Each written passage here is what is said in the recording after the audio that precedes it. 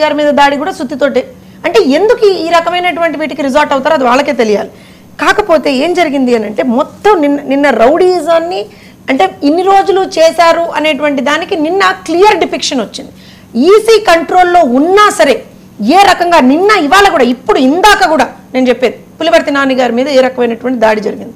So EC కంట్రోల్లో ఉన్నా సరే వాళ్ళు ఏ రకంగా రౌడీజం చేశారు, గుండాయిజం చేశారు అనేటువంటిది బయటపడింది.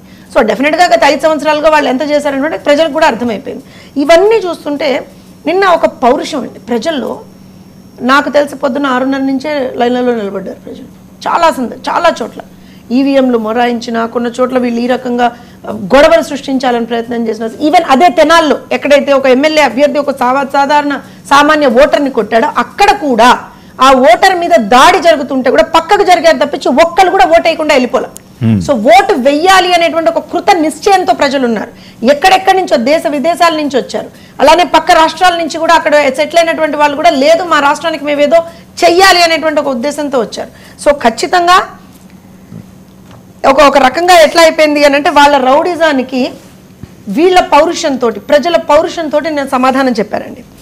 ఎన్ని ఘటనలు జరిగినా వర్మ గారు ఎక్కడా కూడా తగ్గకుండా ఓటు వేసే వెళ్తాం. ఈవెన్ ఆ దాడి జరిగినటువంటి ఎవరి మీద అయితే దాడి జరిగిందో ఆయన కూడా పోలీసులు రండి సార్ మీరు కంప్లైంట్ చేయండి అంటే ఫస్ట్ నేను నా ఓట్ ఎక్సర్సైజ్ చేసుకోవాలి, నా రైట్ టు ఓట్ని ఎక్సర్సైజ్ చేసుకోవాలి, నేను ఓట్ వేసిన తర్వాతే నేను వస్తాను అనేటువంటి ఒక స్ట్రాంగ్ దృఢ నిశ్చయంతో వెళ్ళారు.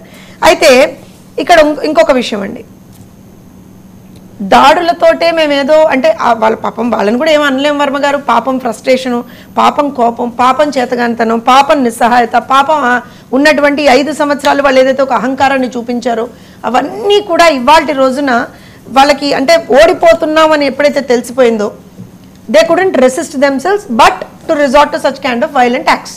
క్లియర్గా వైలెన్స్ చేద్దాము, ఏ రకంగా అయినా సరే ఓటర్లను బెదిరిద్దాము అని అనుకున్నారు.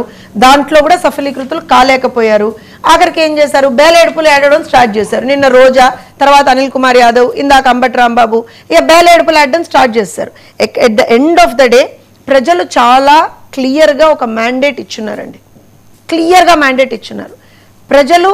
ఖచ్చితంగా ఈ ప్రభుత్వాన్ని మేము దించుతాము, ఈ ప్రభుత్వం మాకు అన్యాయం చేసింది అనేటువంటి ఒక దీంట్లో ఉన్నారు. ఖచ్చితంగా రేపొద్దున ఒక మంచి ప్రభుత్వం, ప్రజా ప్రభుత్వం రాబోతుంది. కొన్ని నియోజకవర్గాల మీద చాలా ఎక్కువ బెట్టింగ్లు జరిగినాయి, చాలా ఎక్కువ కాన్సన్ట్రేషన్ దాని మీద ఉంది. పిఠాపురం అవనియండి, లేకపోతే మీ మంగళగిరి అవనియండి, మీ చిన్నబాబుది ఏంటి అక్కడ పరిస్థితి ఏంటి? చాలా కష్టం అంటున్నారు కదా. ఏంటి కష్టం? అవునండి, వైఎస్ఆర్సీపీకి డిపాజిట్ రావడం కూడా కష్టమేనండి పాపం. అవునా? కష్టమేనండి వాళ్ళకి పాపం. తప్పేం లేదు, ఏం చేద్దామండి, ఫోన్లేండి. ఇప్పుడు నేను ఇప్పుడు ఒక విషయం చెప్తాను వర్మ గారు. ఇన్ని రోజులు అంటే సరే ఆయన ఒక స్పోక్స్ పర్సన్, నేను ఒక స్పోక్స్ పర్సన్, మేమందరం కూడా ఖచ్చితంగా మా పార్టీకి సంబంధించినటువంటి ఎన్నికలు వస్తున్నాయి కాబట్టి వీఆర్ వెరీ వోకల్ అండ్ కొంచెం స్ట్రాంగ్గానే ఫైట్ చేశాం కూడా. నేనేం చెప్తానంటే వెంకటరెడ్డి గారికి కూడా ఒక సలహా ఇస్తాను. సార్ ఇవాళ మీరు కొట్టుకున్నంత మీరు మమ్మల్ని తిట్టినంత మాత్రం నేను రాదు సార్ మీకు. సో డెఫినెట్గా ఓట్లు అయిపోయాయి కాబట్టి కొంచెం ప్రాపర్గా ఇవాళనే డిబేట్ చేద్దాం సార్. మీరు వ్యంగ్యంగా ఏదో మాట్లాడేసి 4 నవ్వులు నవ్వేసి ఇచ్చేయకండి sir. At least now come back to terms that మీరు అధికారాన్ని కోల్పోతున్నారు అనేటువంటి టర్మ్స్కి వచ్చేయండి ఫస్ట్ థింగ్. సెకండ్ థింగ్ ఏంటంటే ఖచ్చితంగా ఏదైతే మీరు ఇందాక అన్నారు చూసారా ఆ కాన్స్టిట్యుయెన్సీస్, అందులో బంపర్ మెజారిటీతో, మామూలు కాదు బంపర్ మెజారిటీ సార్. మా సర్వేలు మాకుంటాయి, కాకపోతే